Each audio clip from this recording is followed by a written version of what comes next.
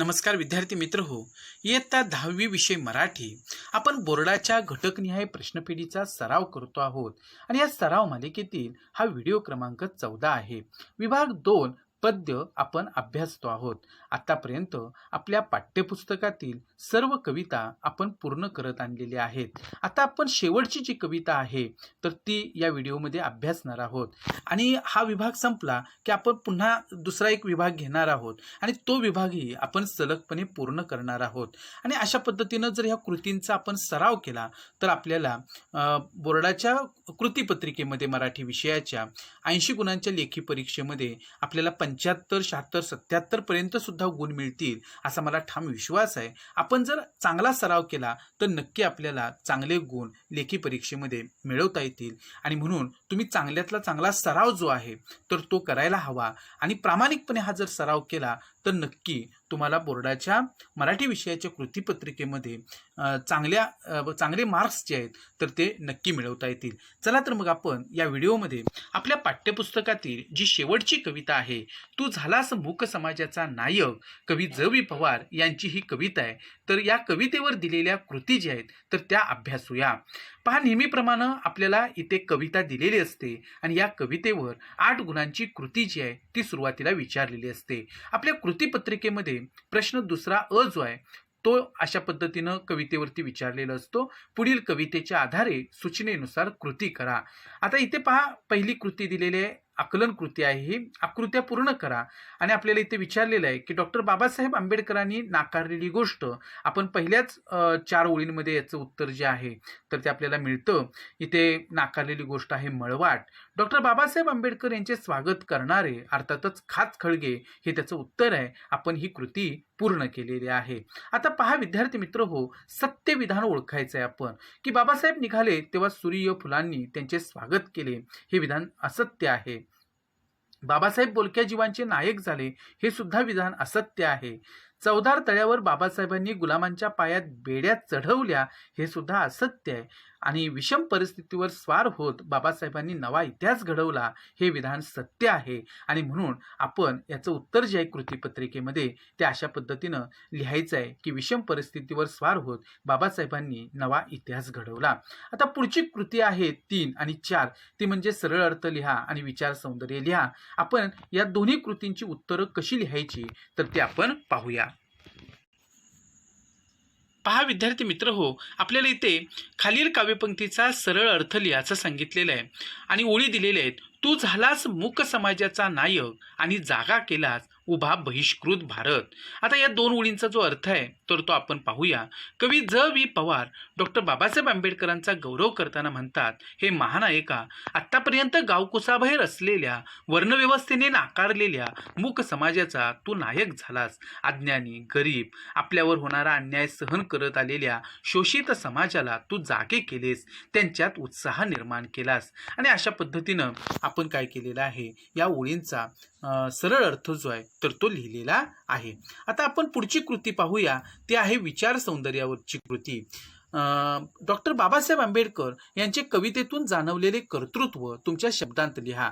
म्हणजे तू झालास मूक समाजाचा नायक ही कविता अभ्यासल्यानंतर वाचल्यानंतर आपल्याला डॉक्टर बाबासाहेब आंबेडकरांचं जे कार्य आहे त्या कार्याची जाणीव होते. तर आपण त्यावरून हे उत्तर लिहायचं आहे. तू झालास मूक समाजाचा नायक ही कवी ज.वी. पवार यांची कविता म्हणजे भारतरत्न डॉक्टर बाबासाहेब आंबेडकर यांच्या महाड येथील चवदार तळे सत्याग्रहाचा मागोवा घेणारी कविता आहे. या घटनेला 50 वर्षे पूर्ण झाल्याच्या निमित्ताने डॉक्टर बाबासाहेबांना विनम्र अभिवादन केले आहे. सामाजिक समता प्रस्थापित होण्यासाठी विषमता नष्ट झाली पाहिजे यासाठी डॉक्टर बाबासाहेब आंबेडकरांनी आयुष्यभर संघर्ष केला. माणूस म्हणून प्रत्येकाला त्याचे न्याय्य हक्क मिळालेच पाहिजेत असा आग्रह त्यांनी धरला. वर्णव्यवस्थेने नाकारलेला दलित समाज अज्ञान, दारिद्र्य, अंधश्रद्धा यांमुळे अंधकारात बुडालेला होता. त्यांना संघटित करून त्यांच्यावर होणाऱ्या अन्यायाला वाचा फोडण्याचे काम डॉक्टर आंबेडकरांनी केले. रूढ सामाजिक परंपरा नाकारून समाजाची जडणघडण केली. त्या काळात अस्पृश्य समाजातील व्यक्ती सार्वजनिक ठिकाणचे पाणी पिऊ शकत नव्हत्या. डॉक्टर आंबेडकरांनी 14 तळे येथे सत्याग्रह करून हे तळे सर्वांसाठी खुले केले. यातून दलित समाजात आत्मविश्वास निर्माण झाला. अत्यंत प्रतिकूल परिस्थितीतून नवी वाट निर्माण केली. शिका, संघटित व्हा व संघर्ष करा हा त्यांचा संदेश म्हणजे वंचित समाजात परिवर्तन घडवून आणणारा मंत्र आहे. अशा प्रकारे डॉक्टर बाबासाहेब आंबेडकर यांनी दलित समाजात आत्मभान निर्माण करून त्यांचे न्याय्य हक्क मिळवून देण्यासाठी आयुष्यभर संघर्ष केला. अशा पद्धतीनं आपल्याला इथे जी कृती दिलेली आहे विचार सौंदर्यावर आधारित, तर त्याचं उत्तर आपण लिहू शकतो. आता आपण पुढची कृती कोणती आहे ते पाहूया. विद्यार्थी मित्र हो, इथे प्रश्न 2 जी आहे कृती, तर ती खालील मुद्द्यांच्या आधारे कोणत्याही एका कवितेसंबंधी खालील कृती सोडवा अशी 4 गुणांची कृती असते. याच्यामध्ये आपल्याला इथे 2 कविता दिलेल्या आहेत. एक आहे आकाशी झेप घेरे आणि दुसरी आहे तू झालास मूक समाजाचा नायक. आणि आपल्याला 3 मुद्दे दिलेले आहेत. प्रस्तुत कवितेचे कवी कवयित्री 1 गुण, प्रस्तुत कवितेचा विषय 1 गुण आणि प्रस्तुत कविता तुम्हाला आवडली किंवा न आवडली ते सकारण स्पष्ट लिहा. अशा पद्धतीनं इथे आपल्याला ह्या कृती विचारलेल्या आहेत. आपण इथं दोन्ही कवितांच्या वर आधारित ह्या ज्या काही कृती आहेत मुद्द्यानुसारच्या, तर त्याचं लेखन कसं करायचं ते पाहूया. पहा, पहिली कविता आपण इथे घेऊ ती आहे आकाशी झेप घेरे.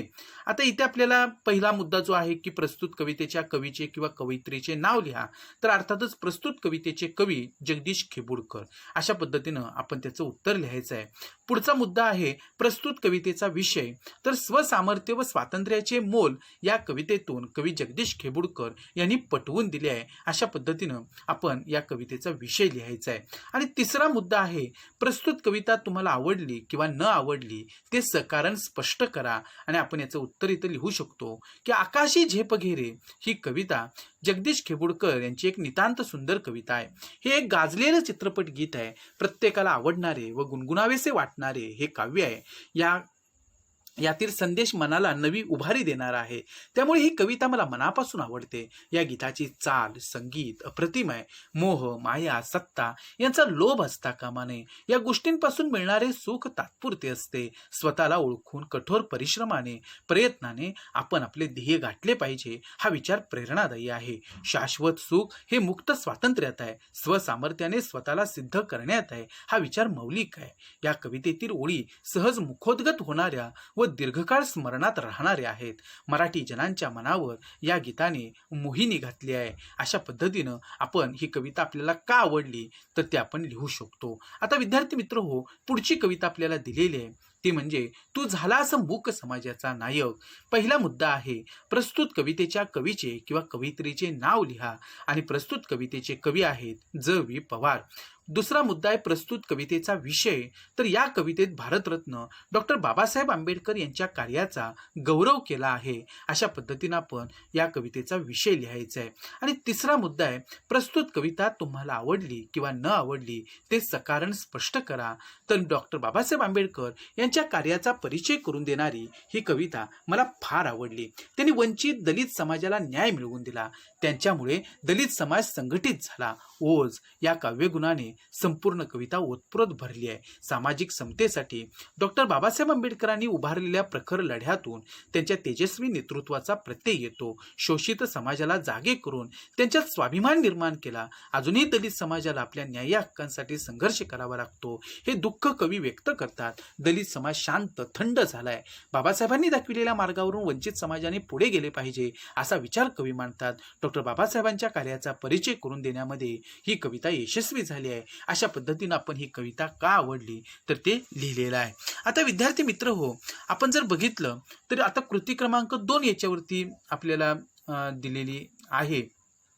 तर त्यापूर्वी आपण जी रसग्रहणासाठी कृती दिलेली आहे तर ते पहिल्यांदा आपण पाहूया आणि त्या ओळींचं रसग्रहण कसं करायचं ते आपल्याला समजून घेता येईल. विद्यार्थी मित्र हो, इथे आपल्याला प्रश्न 2 जो आहे की खाली दिलेल्या काव्यपंक्तीचे रसग्रहण करा आणि ओळी दिलेले आहेत. तू निघालास तेव्हा काळोखाचं राज्य होतं. सूर्यफुलांनी पाठ फिरविली होती. मळवाटेने जायचे नाकारलेस तेव्हा खाच खळग्यांनी तुझे स्वागत केले. आपण आशय सौंदर्यामध्ये काय लिहू शकतो तर कवी ज.वी. पवार यांची तू झालास मूक समाजाचा नायक ही कविता म्हणजे भारतरत्न डॉक्टर बाबासाहेब आंबेडकर यांच्या महाड येथील 14 तळे सत्याग्रहाचा मागोवा घेणारी कविता आहे. या घटनेला 50 वर्षे पूर्ण झाल्याच्या निमित्ताने डॉक्टर बाबासाहेबांना विनम्र अभिवादन केले आहे. या सामाजिक लढ्याला शब्दांत बांधून नव्या पिढीला इतिहासाचे दर्शन या कवितेतून घडविले आहे. अशा पद्धतीनं आपण या ओळींचा आशय सौंदर्य लिहू शकतो. आता काव्य सौंदर्य काय लिहिता येईल तर भारतरत्न डॉक्टर बाबासाहेब आंबेडकर यांनी जेव्हा सामाजिक समतेचा लढा लढण्याचे ठरवले तेव्हा अस्पृश्य समाज अज्ञान, दारिद्र्य, अंधश्रद्धा या समस्यांनी ग्रासलेला होता. ज्ञानाचा डोळा नसल्यामुळे अंधाराचे साम्राज्य होते. अंधारले की सूर्यफुले सुद्धा पाठ फिरवतात या निसर्ग नियमाप्रमाणे डॉक्टर बाबासाहेबांच्या कार्याकडे दुर्लक्ष करण्यात येऊ लागले. सर्व सुखांनी त्यांच्याकडे पाठ फिरविली म्हणजे सर्व बाजूंनी प्रतिकूल परिस्थितीचा सामना त्यांना करावा लागत होता. तरी ते डगमगले नाहीत. रुळलेल्या वाटेवरून जाण्यापेक्षा नवी वाट शोधली. ही वाट खाचखळग्यांची होती, काट्याकुट्यांची होती. या वाटेनेच आपल्या समाजाला पुढे घेऊन जाणे आवश्यक होते याची जाणीव त्यांना होती. त्यासाठी त्यांनी रक्तबंबाळ करणाऱ्या वाटेवरून चालण्याचा निर्धार केला. आपल्या समाज बांधवांच्या उद्धारासाठी त्यांनी आयुष्यभर संघर्ष केला. काय आहेत याची भाषिक वैशिष्ट्ये ते पाहूया. ही कविता मुक्त छंदात लिहिली आहे. ओजस्वी शब्दकळा हे तिचे महत्वाचे वैशिष्ट्य आहे. काळोखाचं राज्य, सूर्यफुलं यांसारख्या संकल्पनांतून कवितेतील आशय परिणामकारक ठरलाय. माणसाच्या संघर्षशीलतेला आव्हान देणारी शैली लक्ष वेधून घेते. डॉक्टर बाबासाहेबांच्या कर्तृत्वाचा पोवाडा म्हणजे ही कविता आहे. मोजक्या शब्दांत मोठा आशय व्यक्त करण्यात ही कविता यशस्वी ठरली आहे. ठाशी व सुयोग्य शब्दकळा हे वैशिष्ट्य आपल्याला इथे दिसून येते. अशा पद्धतीनं आपण भाषिक वैशिष्ट्ये लिहू शकतो. आता विद्यार्थी मित्र हो, या कवितेवरील कृती क्रमांक जी 2 आहे ते आपण पाहूया. पहा, इथे आपल्याला कृती क्रमांक 2 या कवितेवरती दिलेली आहे आणि कविता दिलेली असते त्याच्यावरती 8 गुणांची कृती आपल्याला विचारलेली असते. तर इथे सुद्धा पुढील कवितेच्या आधारे सूचनेनुसार कृती करा असं आपल्याला सांगितलेलं आहे. आणि पहिली कृती दिलेली आहे, असत्य विधान ओळखा. म्हणजे आपल्याला इथे आपण जर बघितलं तर या प्रश्नाचं जे उत्तर आहे की ते 50 वर्षानंतरही सूर्यफुले काळोखाच्या प्रदेशाचा ध्यास घेत उभे आहेत हे विधान इथे असत्य आहे. आणि म्हणून आपल्या कृतीपत्रिकेमध्ये आपण 50 वर्षानंतरही सूर्यफुले काळोखाच्या प्रदेशाचा ध्यास घेत उभे आहेत हे उत्तर आपण लिहायचं आहे. आता आपण विद्यार्थी मित्र पुढची कृती पाहू की खालील आकृती पूर्ण करा. आणि आपल्याला इथे विचारलेलं आहे की डॉक्टर बाबासाहेब आंबेडकर यांनी केलेले कार्य. आता डॉक्टर बाबासाहेब आंबेडकरांनी जे कार्य केलेलं आहे ते संपूर्ण कवितेमध्ये आलेलं आहे. आपल्याला इथे 2च कोणत्या तरी गोष्टी त्यातल्या लिहायच्या आहेत, परंतु आपण इथे एखाद दुसरी जादा जरी कार्य लिहिलं तरी चालणार आहे. की इथे पहा की प्रतिकूल परिस्थितीवर मात करून नवा इतिहास घडविला असं आपण लिहू शकतो. चौदार तळ्याचा सत्याग्रह यशस्वी केला असं आपण डॉक्टर बाबासाहेबांचं कार्य सांगायचं आहे. मूक समाजाचं नेतृत्व केलं आणि बहिष्कृत भारत जागा केला. अशा पद्धतीनं डॉक्टर बाबासाहेब आंबेडकर यांनी केलेलं जे कार्य आहे ते आपण इथे लिहू शकतो. यातल्या कोणत्याही 2 गोष्टी आपण इथं लिहिल्या तरी चालणार आहेत आणि 4ही जादाच्या म्हणून आपण लिहिल्या तरी सुद्धा आपण इथे ह्या कृतीचं योग्य उत्तर लिहिल्याप्रमाणे आहे. फक्त आपल्याला जेवढं लिहायला सांगितलेलं आहे तेवढंच आपण अचूकरित्या लिहिण्याचा प्रयत्न करायचा, म्हणजे कृतीपत्रिका पूर्ण करायला आपल्याला पुरेसा वेळ जो आहे तर तो मिळणार आहे. आता आपण पहा विद्यार्थी मित्र हो, पुढची कृती आहे की पुढीलपैकी कोणत्याही एका कवितेवर दिलेल्या मुद्द्यांच्या आधारे कृती सोडवा. आणि याच्यासाठी आपल्याला 2 कविता दिलेल्या आहेत. तू झालास मूक समाजाचा नायक आणि वस्तू, आणि आपल्याला त्याच्यावरचे 3 मुद्दे दिलेले आहेत. आता आपण याचं लेखन कसं करायचं ते समजून घेऊया. पहा विद्यार्थी मित्र, पहिली कविता आहे तू झालास मूक समाजाचा नायक. आणि इथे पहा की प्रस्तुत कवितेच्या कवीचे किंवा कवयित्रीचे नाव लिहा असा मुद्दा आलेला आहे.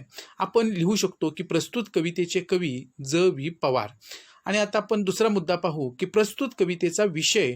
अर्थातच या कवितेचा जो विषय आहे की या कवितेत भारतरत्न डॉक्टर बाबासाहेब आंबेडकर यांच्या कार्याचा गौरव केला आहे. अशा पद्धतीनं आपण या प्रस्तुत कवितेचा विषय लिहायचा आहे.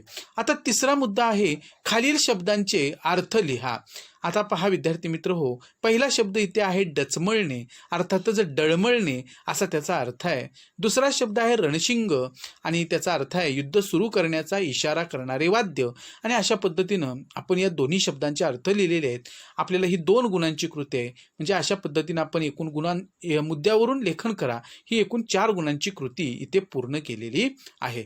आता विद्यार्थी मित्र हो, पुढची कविता आपल्याला दिलेली आहे वस्तू.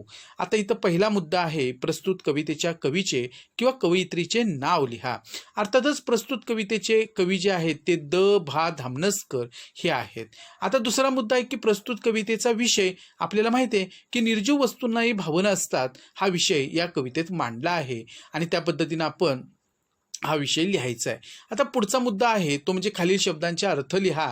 आपल्याला 2 शब्द दिलेले असतात. इथे आपण निखालस हा एक शब्द इथं कवितेवरचा घेतलेला आहे आणि त्याचा अर्थ आहे स्पष्ट, खात्रीने, खरे.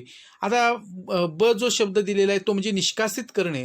अर्थातच आपल्याला माहिती आहे की बाहेर काढणे किंवा हकालपट्टी करणे असा या वाक्प्रचाराचा अर्थ आहे. अशा पद्धतीने आपण या शब्दांचे अर्थ जे आहेत तर ते इथे लिहिलेले आहेत.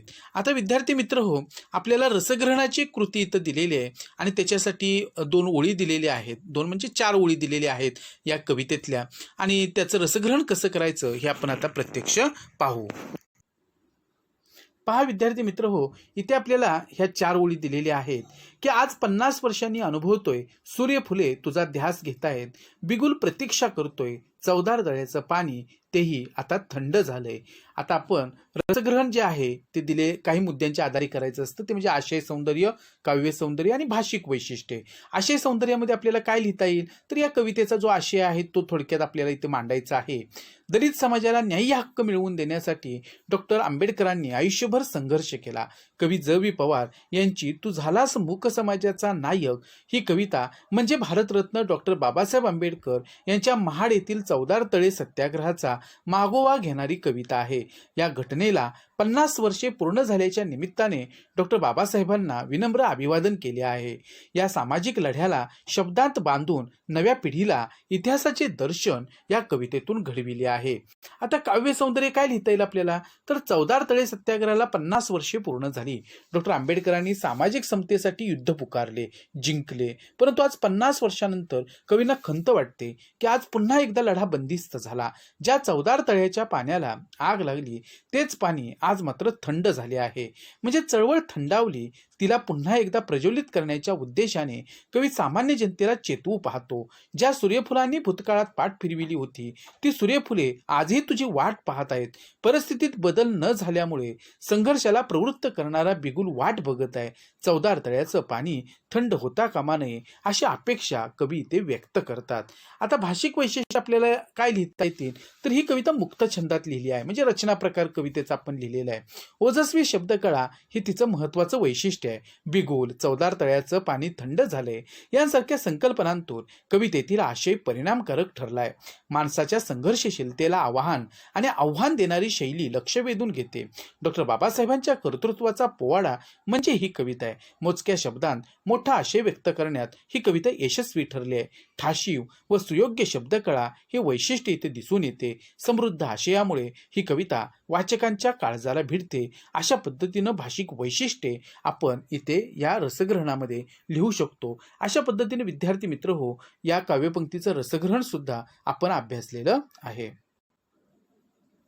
विद्यार्थी मित्र हो, आपण काय केलेलं आहे की संपूर्ण पद्य विभाग जो आहे तो आज आपण पूर्ण केलेला आहे. आता नवीन विभाग आपण सुरू करणार आहोत. तुम्ही नेहमीच अशा पद्धतीनं या सरावासाठी तयार राहा. परीक्षा जसजशी जवळ येते आहे तसतसं आपल्याला अधिकचा सराव जो आहे तर तो करणं गरजेचं आहे आणि हा सराव तुम्ही नक्की करणार आहात आणि तुम्ही चांगल्या प्रकारचं यश जे आहे ते ह्या कृतीपत्रिकेमध्ये मराठी विषयाचे मिळवणार आहात. तर त्यासाठी तुम्ही प्रयत्नशील राहा. आपण नवीन विभाग घेऊन